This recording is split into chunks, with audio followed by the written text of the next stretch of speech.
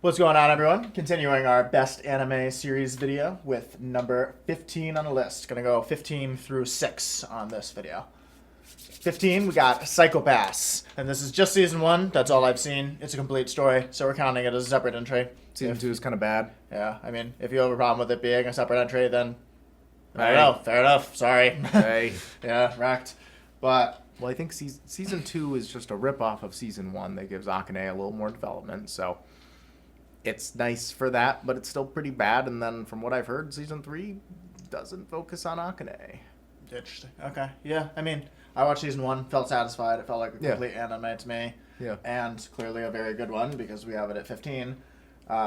See, one thing that's a little annoying in how we've averaged these lists together Yeah. is because of your Madoka hate, we have Psychopaths and the other Oromochi work that we've both seen Yes. way above Madoka. And I don't think Yes. it's that far above Madoka, but whatever. Fine. I don't hate Madoka. And I had it in my top 25, so clearly I think it's a very good show. Fair. I thought it was the second best anime at one point. How times have changed. Times have changed. Yeah. Well, on to actually talking about Psychopaths. Psychopaths is super good. Psychopaths is super good. It's a great entry level anime too. I think that if you haven't seen an anime before, this would be a good first one to start with. Yeah. There's not a lot of moe stuff or really anime-y sort of No. tropes that could turn people off from the genre Nothing. or things that they think of in terms of anime when they haven't actually seen one that make them not like anime. Yeah. Nothing more off-putting than most American TV. Yeah. But it has a super cool concept. The idea of the civil system is really interesting. Having this sort of dystopian world where you're measuring people's morality and essentially determining their whole life based on this number that, as you find out in the show, is a pretty flawed number. Yeah. Have you seen The Minority Report? Because I haven't. But every time I bring up this show, they say, oh, like The Minority Report. Yes. So Minority Report is a little different. I do like Minority Report. It's a good movie. I'd recommend it if you just wanted. It's just pretty fun. I watched it a very long time ago, so I might be getting something wrong here. But from what I remember, they can see crimes happen before they happen, and they make arrests ahead of time. Gotcha. So it's a little different in that way because Gotcha. you're not sort of running the society based on it like you are with Psychopaths. It's more Okay. just applying to actual crime. Okay. Whereas here, people aren't criminals and are branded as, what is it, latent criminals? Yeah, latent criminals. Yeah. My question was, would you think that if someone liked Minority Report that they would like Psychopaths? Yeah, I think so. And I think that Psychopaths is better than Minority Report. Well, since So- we're talking about it being an entry-level anime, so if Yeah. you've seen Minority Report, Yeah. just check out Psychopaths. Sure, yeah. Yeah, Psychopaths is a banger. It's fun all the way through. I think that the way it explores its ideas of sort of morality and technology and this dystopian creation are pretty well done. I think that Makishima is great. I mean, he really steals the show for Yeah. this show, and Yeah. he's one of those villains where he's kind of right, He is kind of right, yeah. which are The usually way he the does best things villains. is, Yeah. the way he does things is not good, but he is right in his sort of ascertainment of the world itself. But I think how Akane opposes him, and I know Kokame is usually the one opposing him, but how the conclusions Akane comes to when presented with Makishima's philosophy, I think, are pretty unique, which does set the show apart from a lot of other dystopian things I've seen. Yeah, I can see that. And I really enjoy that. I think but overall, it was a great show. Yeah, it's a great show. Not much more to say about it. Moving 15 on. is Hard fine. to talk about without spoilers. Yeah, it is. Yeah. I think we can do some spoilers. We should just note them when we're saying them. Fair.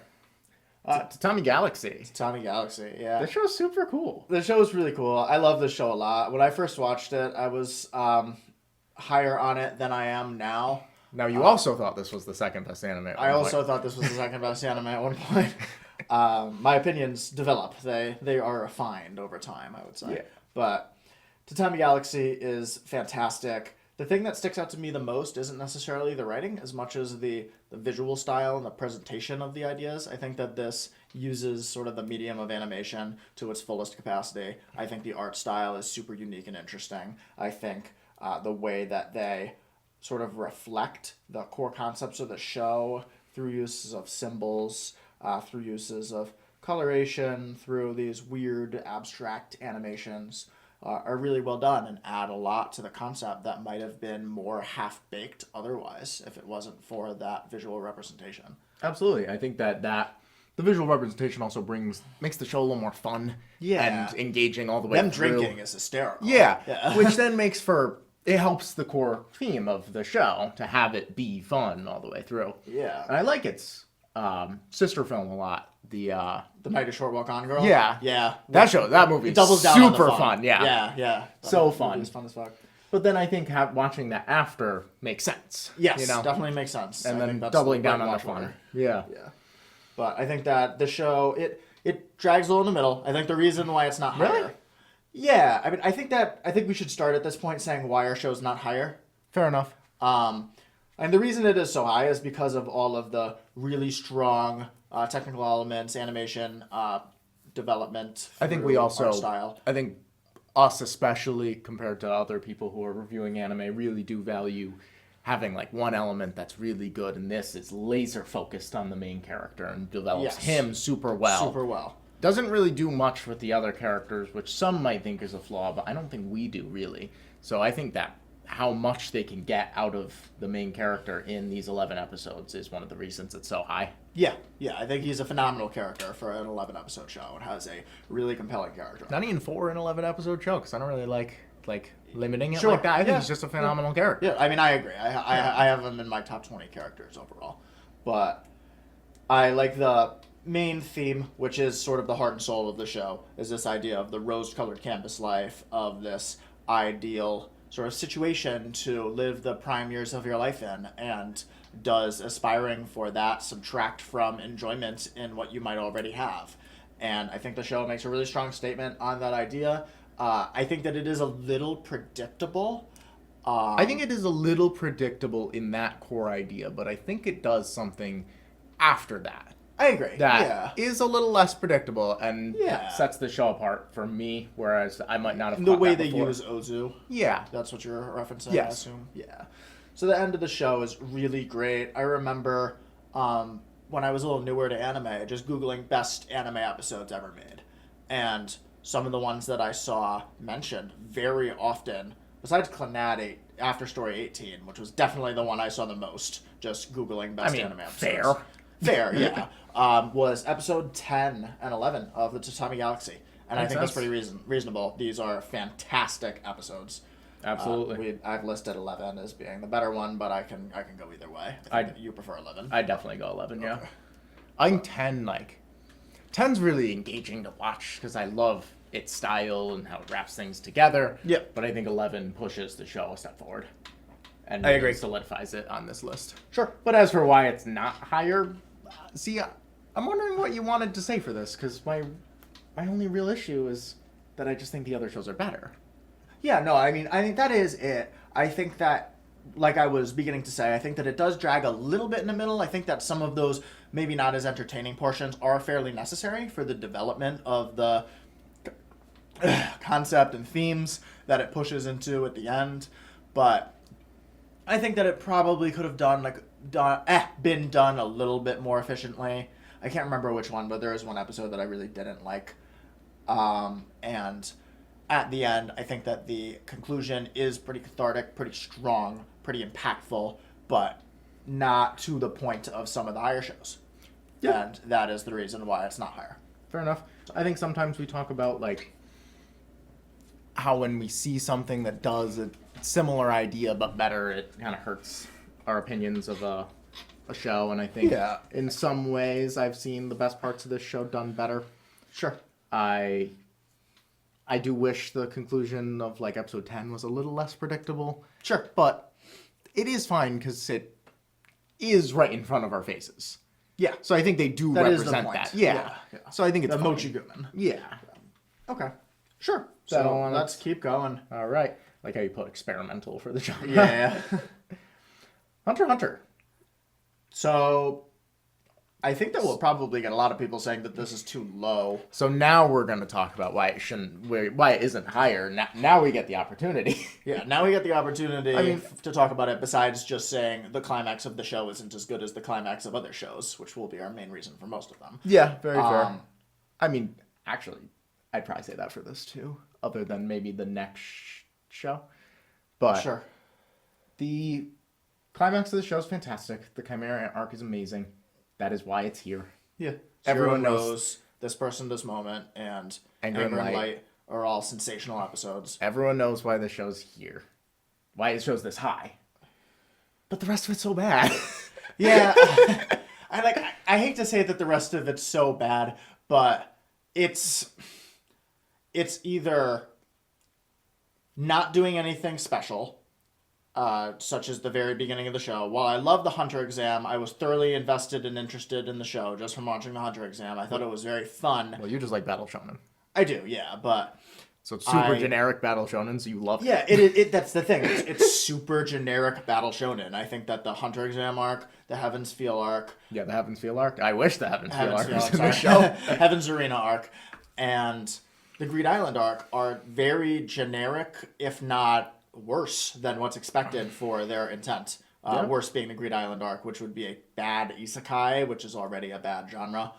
I wouldn't go as far to say bad. I don't think I'm familiar enough with it, but fair enough. Yeah, fair enough. Yeah, but not a genre that I would say has a ton of high quality works where being not the best in it is. Fair enough. Yeah. I mean, I just haven't seen ReZero, which seems to be the one that people are championing. Sure. I have not either, so fair enough. But the York New arc is really the big thing for us, I would say, in terms of why we don't have this show higher, because I think the York New arc, if the York New arc was a individual My Anime List entry on its own, what would you give it? What would I give it? Yeah. Probably a 4. I think it's probably about even with like Akira. Yeah. Let's just throw out a bunch of hot takes. Yeah. Yeah. Yeah. I mean, I would give it a 5. I think that it is just average. I think that the atmosphere and the tone of it are pretty good. Would you give Akira a 5? Because I brought up that comparison. I think that is an apt comparison. I would give Akira a 4 or a 5, yeah. Okay. I don't remember what I have it as, and I'm not really thinking of the detailed level that I would want to rank Akira based on. Fair. I think that they both have great atmosphere, great, like, directing, whatever. All the production's good, but the writing's just not there. It sets up some interesting ideas.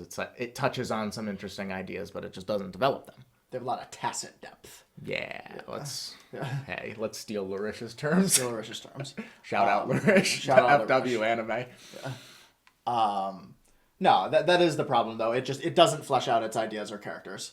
And I thought you brought up an interesting point the other day where we have this idea of Chrollo as this really loved figure in the anime community, and I see people consider him one of the best villains ever, and we just simply don't understand that take.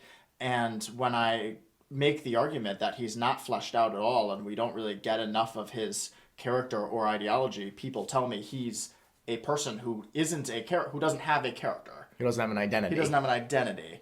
And so you can't flesh that out. Yeah, and you said to me, you were like, yes, you could do that well. It would be Rei Ayanami.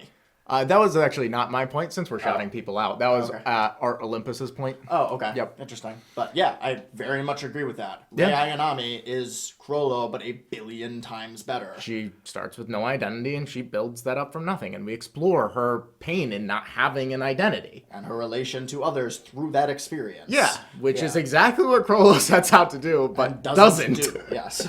Again, this is only based on the anime. He may be a phenomenally well-written character in the manga that's past the point of the Madhouse series. But Yeah, people say that his fight versus Isuka right after the anime ends is fantastic, and I've heard Sure, some and I can people see say that. that the York New arc is not well adapted into the 2011 anime, and if that's the case, then fine, whatever. But We are we're judging rating the 2011 anime, Yes. so he's not that good of a character in it. Yeah, so all in all, with Hunter x Hunter, the arcs outside of Chimera Ant we think are very overrated. But Chimera Ant itself is fantastic. Excellent, and the sole, do we want to use the word sole?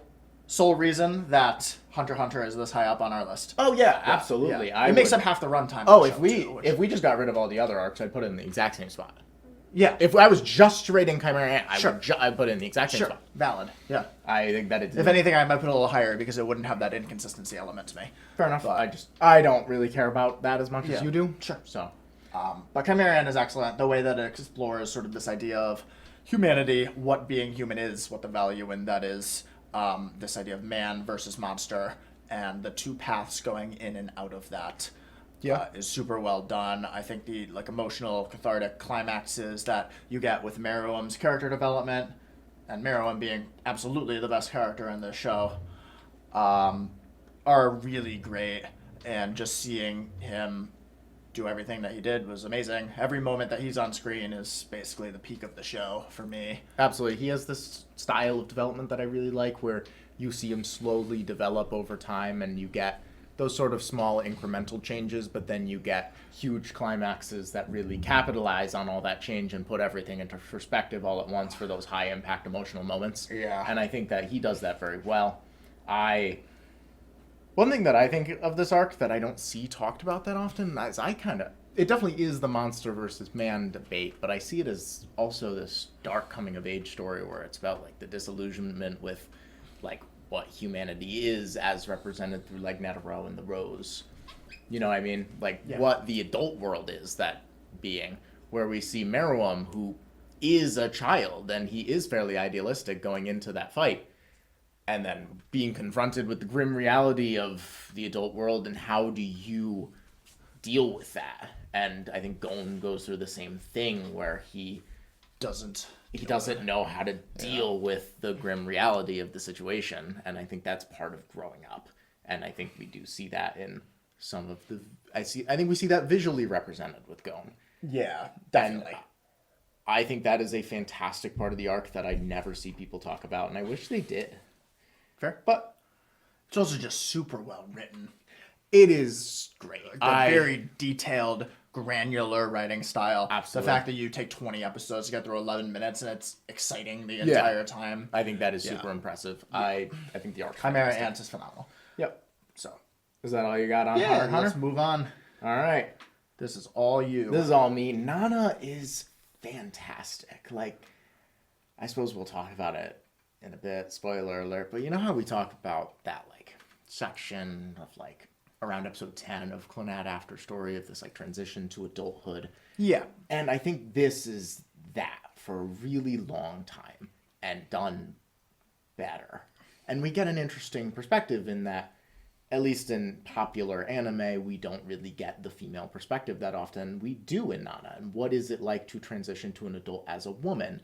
And I think the series deals a lot with like the struggle of independence versus the comfort of dependency, and how does that relate to the traditional views of women. And I don't think that's like a huge theme of the show, so I suppose the woman part, I suppose I've gone on a tangent, but I do like that perspective, and seeing that in anime is always appreciated. But the main thing really is that struggle of independence where you have to take care of everything versus the comfort of dependence, and like what is it like to like rely on someone? How do you define yourself? Like, if you're going to have that fulfillment in independence, does that also come with loneliness? Are you depending on other people to satiate your loneliness, I suppose, to feel better? I think that this show does a fantastic job of showing that explicitly, where we get a lot of internal monologues that are fantastic, but also getting to see it from their actions and transitioning that to a very realistic story, because it's just a slice of life about two women living in a city. You know, when I was watching the show, it really reminds me the most of Evangelion in how they deal with the themes of loneliness and how that is at all their cores. And it's fantastic. I absolutely love this show. The only reason it isn't higher is because it's not done. Fair. It just sort of ends. Yeah. And it is one of the best starts to a story I've ever seen. I have all the love for this story. I watched all 47 episodes in like 4 days. Nice. That is not something you usually do, too. No, I don't. I watch entire shows in a day. You do not do that. I do. No, I usually do a couple episodes a day, but I was gripped. Fair. And they don't like, but it's slice of life. Like, they don't, like, it's not like there's an exciting plot or anything. It's just them interacting, and it's fantastic. Yeah. The dynamic between the two main characters is great. You see that like right from the first episode. Like I kind of want to watch the show. Oh, it's so good. It's also Madhouse. It's probably the greatest show ever, It's right? so fucking good. I mean, hold on. I wouldn't say it's the best Madhouse show as seen in this list, but it is definitely my favorite. Fair. Oh, I love this show. If you don't penalize things for being unfinished as much as I do. Yeah. But it's also not really a show that I would normally like too, because one, it's unfinished. Two, it's definitely consistency over peaks. Yeah. Like, I struggled coming up with this episode for the best episode. Yeah. You could pick like 10 of them, you know? Fair. Like, Yeah. they're not like these grand picks. Like, they probably wouldn't make my like top 10 anime episodes or anything, even though I think the show's incredible. You have it as your 12th best, or it's 12th best on the anime list, so you'd think Yeah. those shows would have better episodes, but But no, it's like every episode's just great. Like, you watch the first episode, you're sold on the dynamic immediately, at least I was. And then you flash back, you get a little bit of their backstories. And I was like watching, like, oh my God, is the show just going to be bad? But then once they get back together, it's just incredible. Interesting. Yeah, once they meet again, I'm just fully sold, even when they're not doing anything. Fair. Nana's great. I suppose I should stop ranting. Love this show. Absolutely. If it ever comes back, oh my God. Moving on. I'm going to keep ranting because you also haven't seen this show. Pbk Euphonium is so fucking good. This show is... I wasn't expecting to like it as much as I did because it's this... I have it as It's a like... slice of life KyoAni show. Of course you were going to like it. I wasn't expecting to think this show is as good as it is. Fair. Because we have... And I suppose I've kind of spoiled it while I was talking about Nana, but like we have Clannad higher on this list, and it's like Clannad seeks to do a little more than just talking about what it's like to be in high school. Pbk Euphonium, I think, touches on some of those ideas, and it does the high school stuff. Like this, the general hanging out, in my opinion, a lot better than Clannad, but I don't love the high school sections of Clannad. But they're entirely in high school, and it's entirely about their high school band, and I really don't care about high school bands. But I was thoroughly invested in theirs. And season 1's okay. We get this theme of, like, what is dedication and how do you dedicate yourself fully to something. And we analyze that through her relationship to the band and her relationship to her instrument. I don't really care that much. But then we get into season 2 and we analyze this same theme and we take what she's learned from dealing with the band to her personal relationships, and that's really what sets this show apart. I won't spoil too much because some of the character dynamics and things happening in Kumiko's mind are really what drive the quality of this show for me, but it is fantastic seeing her character fully fleshed out, understanding exactly how she came to be the way she is and how she moves forward. And it's a story that's sort of normal, you know? Like it's not like exceptional in like what's happening.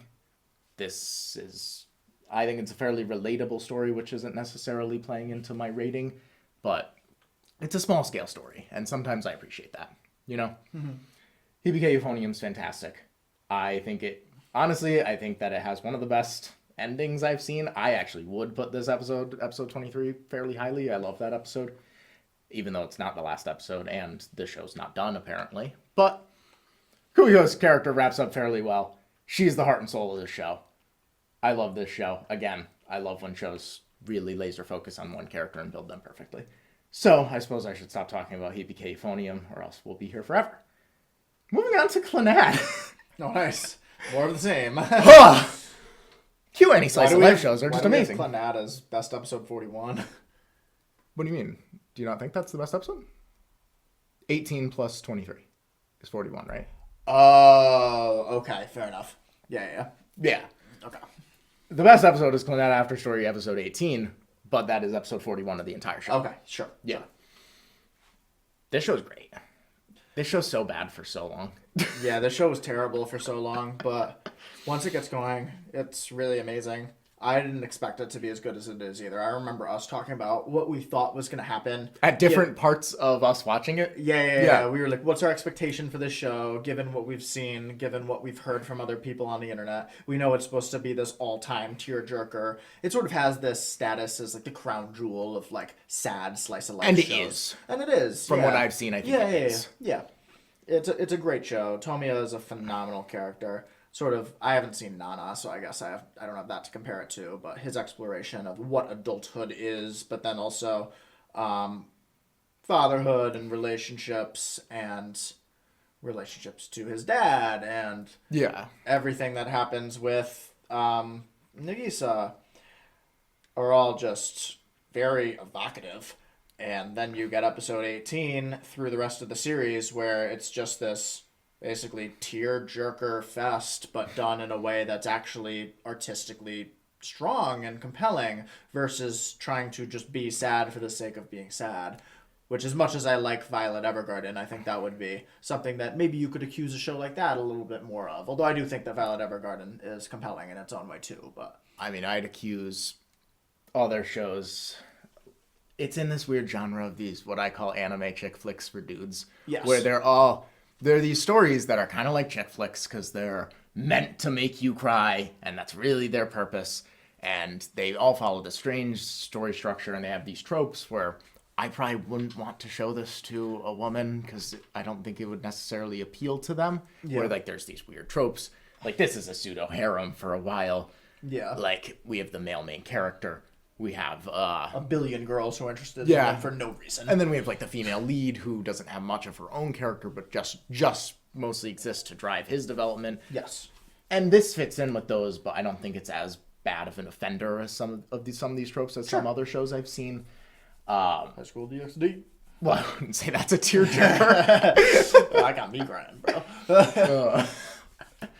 But even, I think I've seen Angel Beats too, which is the same writer, and I don't think it's close, which would also be in that anime chick flicks for dudes category. Yeah, I watched the first 3 episodes of that and couldn't keep going. So. This show is just so much more well written.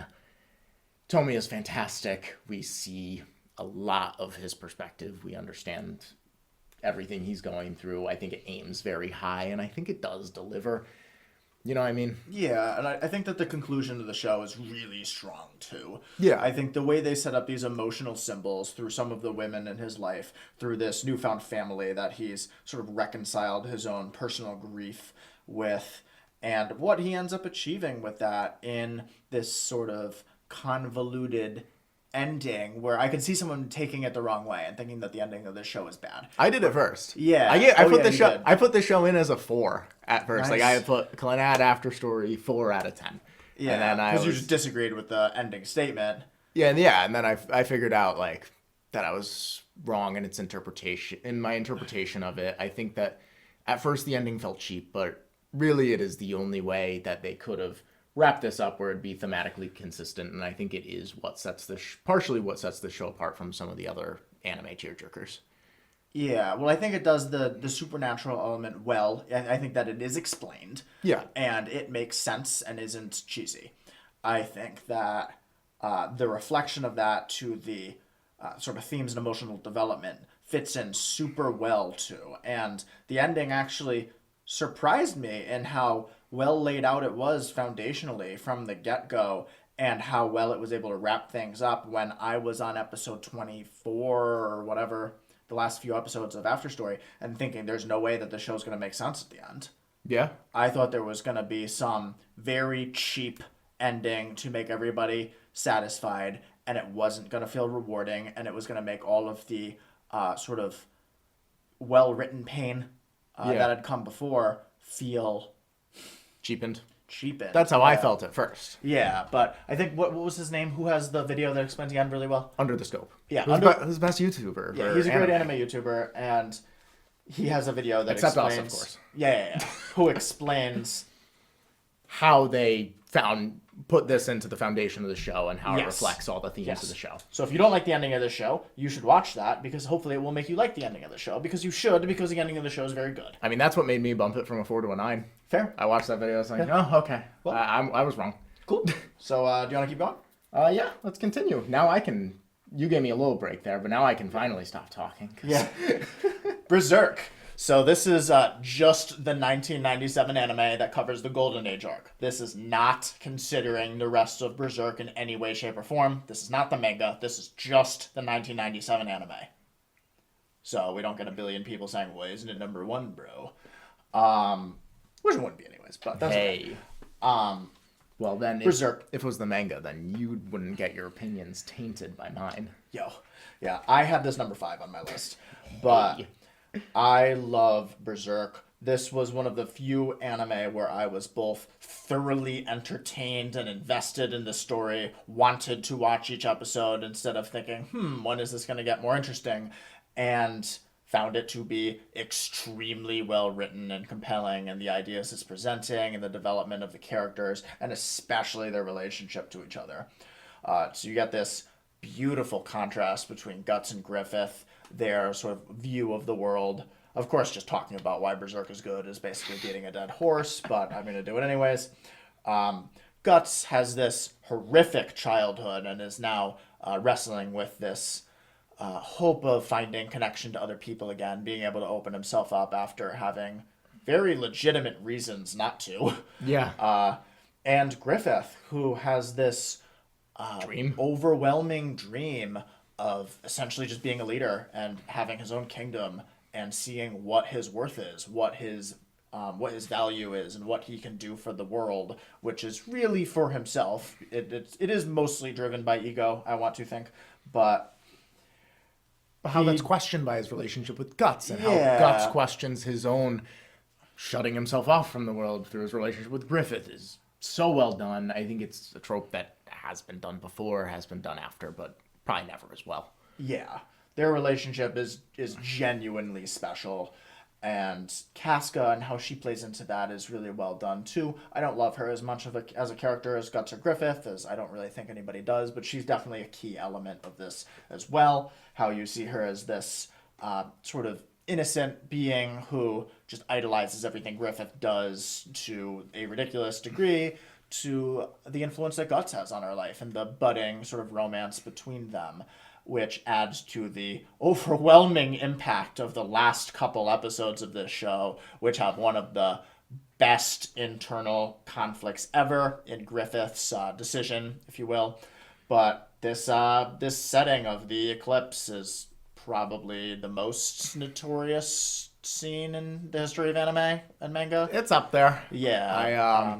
I think it's fantastic, the eclipse, and how explicit it is in showing Griffith's internal thoughts towards everything. But I also think the show is masterful in not being as explicit, where we get more symbolic representations of internal conflict, like when we have Guts swinging his sword to sort of slash away all his negative Yeah, thoughts, and how that builds into his relationship with the sword. You know what I mean?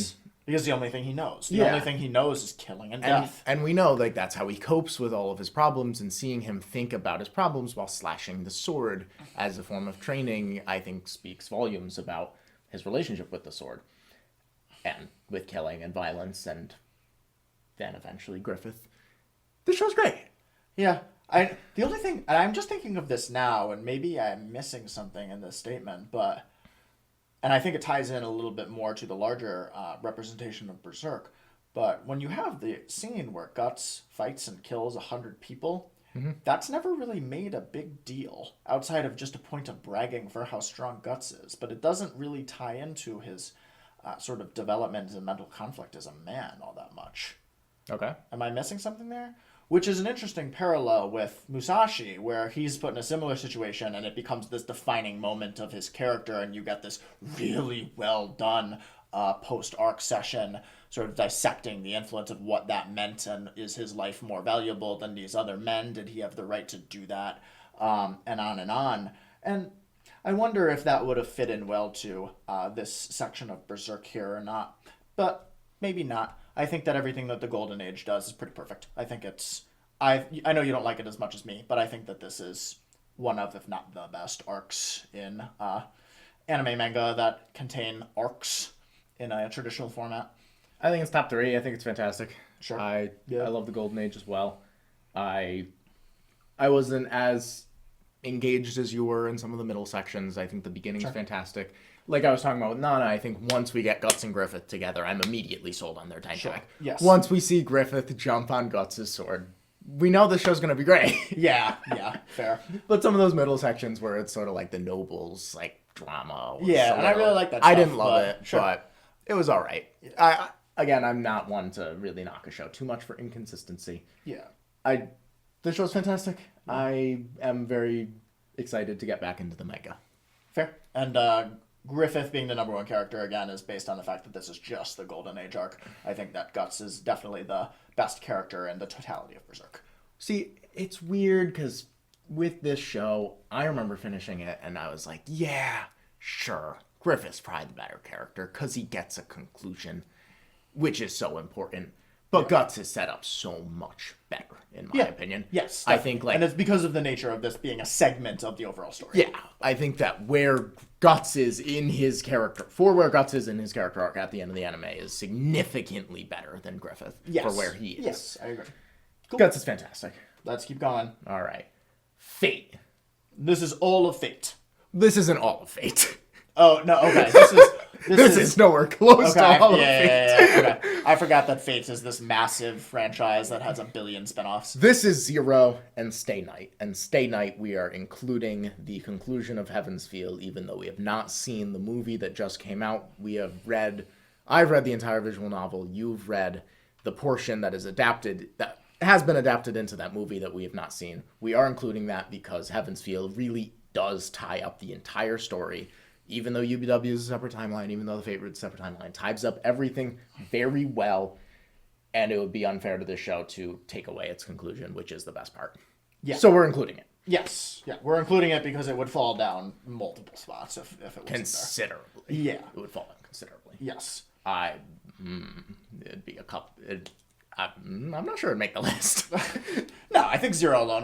Zero alone would make the list. Zero alone would make the list. I was just thinking Stay Night. Oh, yes. Stay Night without Heaven's Feel 3 does not make the list. No. Zero's fantastic. I think Zero borrows a lot from Heaven's Feel, though. Yes. But this story is absolutely fantastic. I think we get one of the best explorations of one character I've seen in Shiro. I think going through sort of the root structure of Stay Night and understanding him from these different timelines and understanding how he would have changed if different people were impacting his life creates a much more engaging look at his character and a more complete understanding of who he is. I really don't want to spoil Heaven's Feel 3, which is making me struggle to talk about this show and his character. Yeah. Because he's just the highlight of that movie. He's the highlight of the franchise, and that movie's why.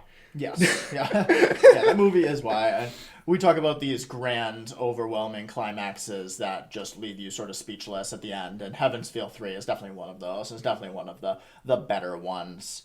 The final moments, final fights of Heaven's Feel 3 are all things that would top best, etc. category in anime lists. Absolutely. I think that the thematic conclusion that Shiro comes to at the end of Heaven's Feel 3 is super well done and makes him an amazing character. But we could talk more about Zero, too. Zero's incredible, too, where we have less spoilers to dodge. Yeah. We have Kravitsugu, who becomes sort of the cause of who Shiro is, but he is a fantastic character in his own right, where he has his sort of dark backstory and he has his pessimistic view on utilitarianism. Yeah. He's one of these, like, do the ends justify the means characters, and I think that he has sort of this very explicit exploration of that, especially at the end. Then we have an all-time villain in Kotomi Nekire, which... The man. Oh, the man. Which anyone who's seen Zero knows is the man, but... Oh, boy. Heaven's Feel. Yeah. Woo! But Kirei's fantastic, and he's such an interesting villain, because I think he is sort of pure evil, but done really well. Where he kind of just wants to watch the world burn, but we really explore him. For very strange reasons. Yeah, very strange reasons. But we explore him from this interesting perspective where he is a clergyman, and he's grappling with his own internal struggle of his satisfaction with destruction versus the teachings of the church. Yeah. And it's such a weird character arc, but it's done super well. Yeah. I'm really trying to avoid spoilers, but we'll get a little bit more of his backstory in Heaven's Feel 3. They do touch upon it in Zero Episode 1, so I'm going to say it because it's technically not a spoiler, but his relationship to his wife is super interesting. In Episode 1 of Zero, they mentioned that his wife just died. Okay. Yeah, but they don't go into it. But going into that is super interesting as And like, he's just a disturbing guy. But The he's level done it affects him at. Yeah. Which is a broad statement. Yes. But he's done super well, and how he contrasts Kiritsugu in Zero, everyone knows, is sort of like an all-time rivalry. That's an all-time fight. Oh, yeah. How they challenge each other, how they The fights in Fate are also incredible. Incredible. Oh my god. Not as sick as JoJo fights. They're so much better than JoJo fights, Mark. JoJo fights are so sick. We had an argument. To the audience, we had an argument of this a while ago where For like an hour? Yeah, for like an hour. Where I was saying that if we were just going by the JoJo anime, because I haven't read the manga, and we're including Heaven's Feel 3 because I have read the visual novel, so we're being a little unfair to JoJo here. I would not put a single JoJo fight in my... Oh, I put one JoJo fight in my top 15 Fate fights. Well, all the best JoJo fights are in the best part of JoJo, which is Steel Ball Run. Well, I'm still going to be controversial because most people disagree with you. Not that it's the best part, just that the rest is bad.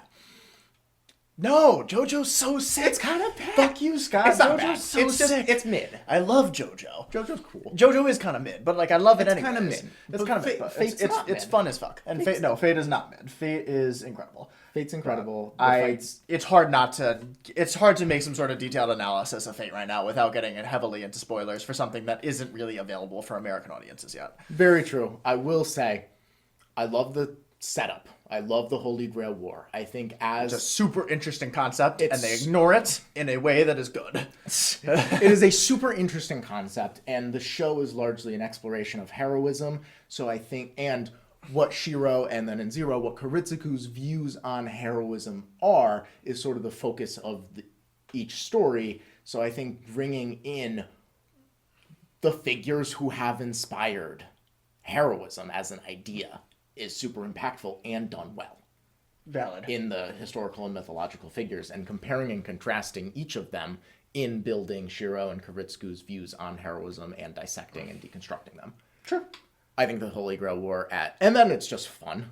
Yeah, it's an exciting It's a plot. very enjoyable watch. It's an exciting I watched plot. UBW in a day. You're nuts. Do you want to talk a little bit about why we have it placed so high and not higher? So high for the reasons we listed. Fair, yes. Not higher. It's a worse Monogatari, which is so weird. It is a worse Monogatari. It's a worse Monogatari because both have this exploration of heroism in their main character. Like, what does it mean to help people? How much do you owe others? How much do you owe yourself? And we explore that through their relationships with basically a harem. Yes, it's a harem in both. Yeah. Okay, it's a harem. Well, both technically dedicate themselves to one girl, so it's a pseudo harem. Shiro's body count's high, bro. Yeah.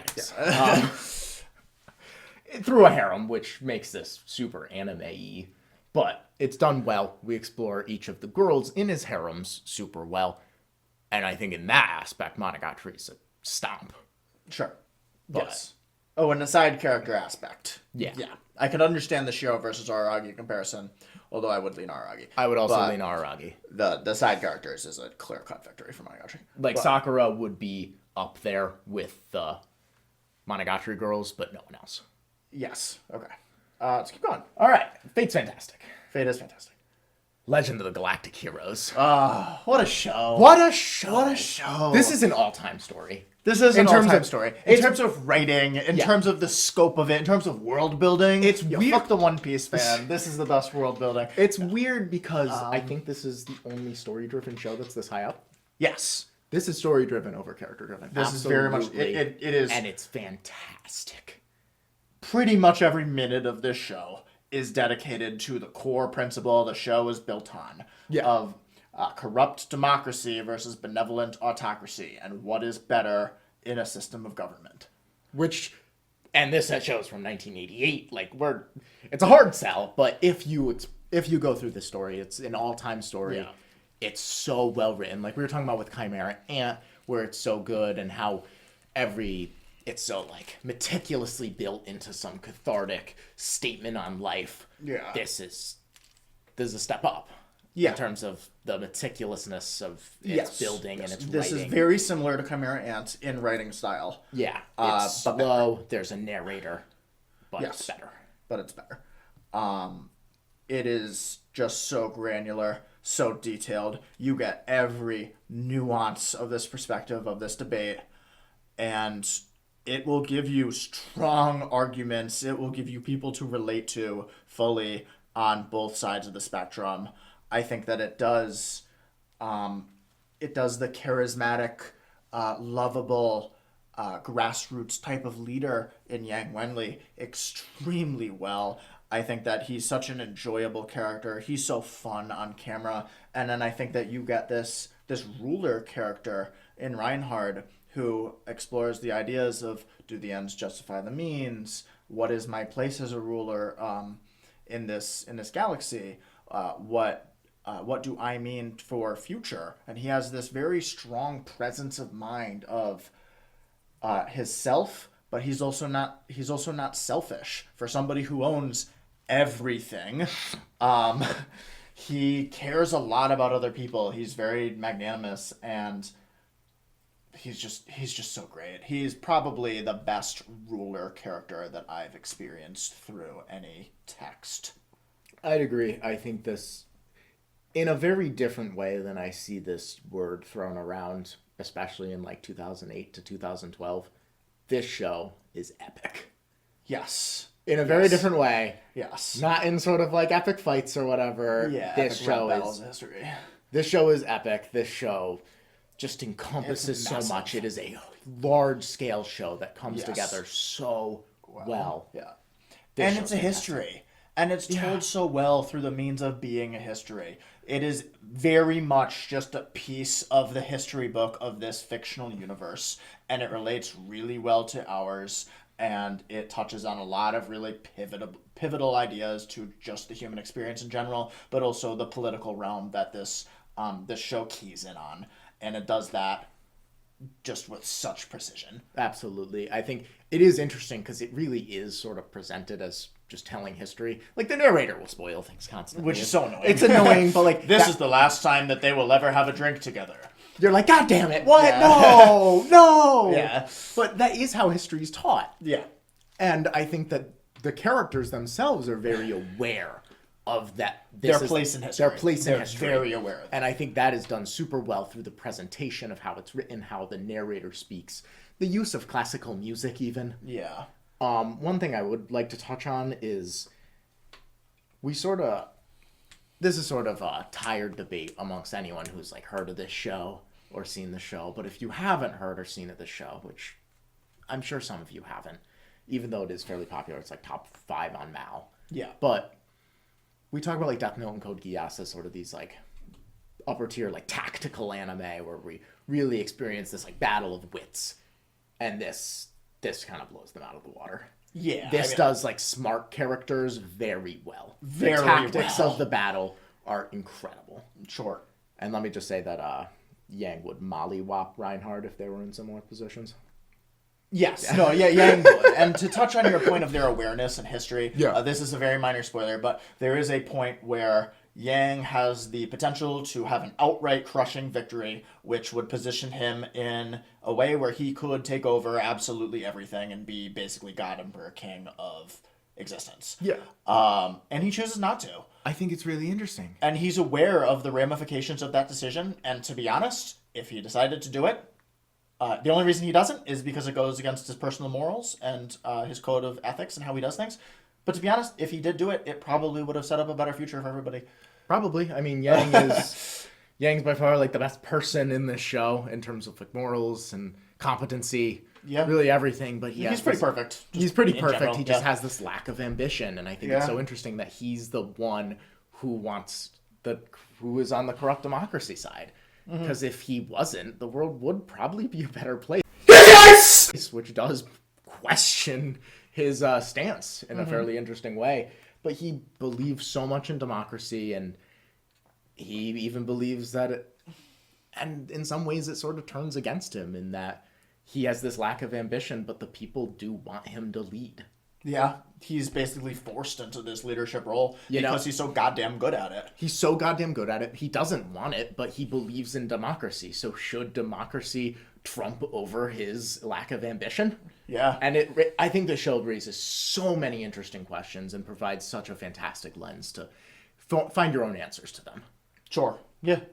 And it has an amazing, well fleshed out cast of very male characters, but Yes, yeah. this show does not pass the Bechdel test, which is hard, to be honest. Yeah, it's pretty tough. If you're unaware, the Bechdel test is a outdated feminist idea that you have to, for a story to be feminist, it has to have more than one female character. They have to talk to each other, and that conversation has to be about something other than a man.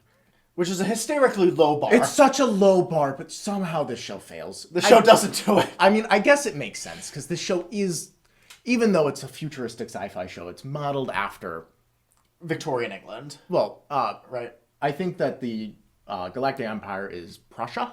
Yeah, but like the style in how they live. Oh. I thought it was Victorian. I might be wrong.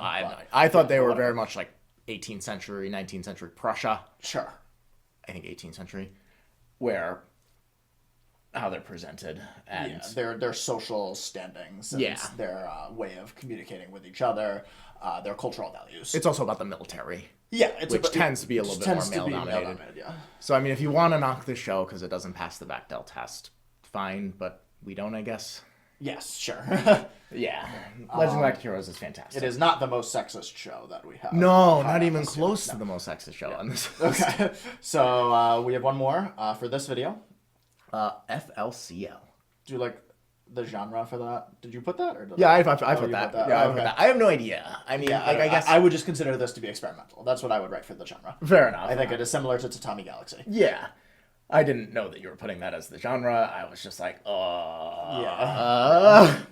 this show's weird. Yeah. This show's so fucking weird. Yeah. Before Kuchubarenko, I would have given this the weirdest show I've ever seen. Sure. But it's fantastic. It's amazing in its weirdness. It revels in absurdity and I think how what that means to human life. Yeah, how that relates to its ideas on maturity. And I think this show, I think spoilers are a little less significant for this show, so I won't spoil like the big conclusions or whatever, but I might be a little more spoilery. Spoilers would not have bothered me. No. This show's like an album. You kind of have to dissect it and watch it multiple times to really get it. But it's also really short. 6 episodes. Yeah, it's 6 like episodes. 2-hour show. It's absolutely a worthwhile watch. It has a fantastic soundtrack. It's dripping with style. It has tons of weird references if you're a big anime fan. Even if you're not, it's still a great show. I like to compare this to Evangelion. I think a lot of people do. Where it's sort of like Evangelion if you cut out all of the depressing elements and made it a not funny comedy, but still it ended up being amazing. Sure. I think it's structured similarly, where I think that it kind of is a deconstruction of a coming-of-age story. Sure, in a sense. I think that like episode 4 of FLCL is very similar to episode 19 of Evangelion, where they both sort of finish the traditional story. And then we go a little further and we question what that means. And I think in questioning what that means, the show does set itself apart from other coming of age stories and makes my favorite statement on maturity and what that is. Fair.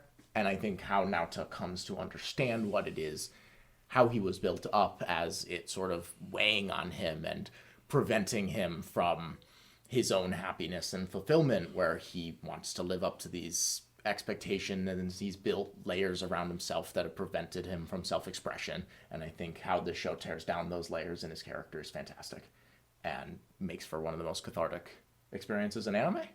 Yeah, I mean, I think that this show has arguably the best, or maybe my favorite moment in all of anime. In the end, I think that episode 6 is one of, if not the best episode of anime. Probably not the best, but it's very high up there. Oh yeah. And it has so much in it. So much of the show is in episode 6. But absolutely. I like this show a lot, not only for what you're talking about, for its narrative and style and how it relates to this theme of maturity and a hypocritical adult world, but I love just what this show is in terms of art in general. The structure of the show, how you have this world set up and sort of the rules of the world presented to you, and it applies itself through this illogical network of breaking all of those rules, but somehow still making complete sense. And I think that ties into its themes of growing Yeah. up too. Yeah. Where you are presented this nonsense and you just have to Yeah. kind of learn to make sense of it. Yeah, I think that it's very much a exploration of art driving the artist rather than the artist creating something more meticulously, if that makes sense. I'm not sure I'm getting it, but No, I think Fair that enough. I think that this show is this show's almost like a trip, yeah. like a drug trip that you're just taking on a ride. And I think that does make sense with how Yeah. sort of early puberty goes. You get your first head boner and you're fucked up for 6 episodes. You're really head boner, yeah. Yeah, Watch the show if you haven't. You'll get what I just said. Yeah. Yeah. But FLCL is amazing. I love this show so much. Yeah, the show's great. I almost want to like move it up on my list. I'm now thinking like if I were to make this list today, I might put it a spot or two higher. But See, that'd be sad because then it would be above the next show, which you'll have to wait for the next video, which I'm fairly certain we're both confident in being above it. the next show. Oh, it's not there. Hey. Well, we're ending the video here, Yeah, but we're the number 5 slot. Oh. Yeah. I don't know. I don't know if I think it's better or not. No? I'm not sure. Interesting. Yeah, but Wow. okay. Well, I suppose we're going to end it here. Yeah. FLCL is great. That's that. FLCL is great. All these shows are great. Every Yeah. show that we talked about today is really great. Oh, And absolutely fantastic. definitely all worth your time and cool. So we will continue with the top 5 of our list pretty soon and get into the shows that we think are The creme de la the creme. creme de la creme, the peak of the medium. The peak fiction. Peak fiction. Yeah, peak fiction. These are goated. The next ones are peak fiction. No, I think we got into peak. See, I'd say to convert anime Instagram terms to scores, Yes. I'd say that 3 and 4 are buns. 1 and 2 are cheeks. 3 and 2, are Yeah. buns. 4, 5, and 6 are mid. 7 and 8 are goated. 9 and 10 are peak fiction. I have no idea what you just said, but sure. Scores. Oh. I thought you meant the placements on the list. No. And I was like, how is our number 2 anime of all time Buns? No, scores. Okay, sure. So I'd say we started goated and we ended up peak fiction in this section. Fair. But then we're going to be all peak fiction. We'll be all peak fiction next time. So All right. looking forward to it. Yep. All right. Goodbye.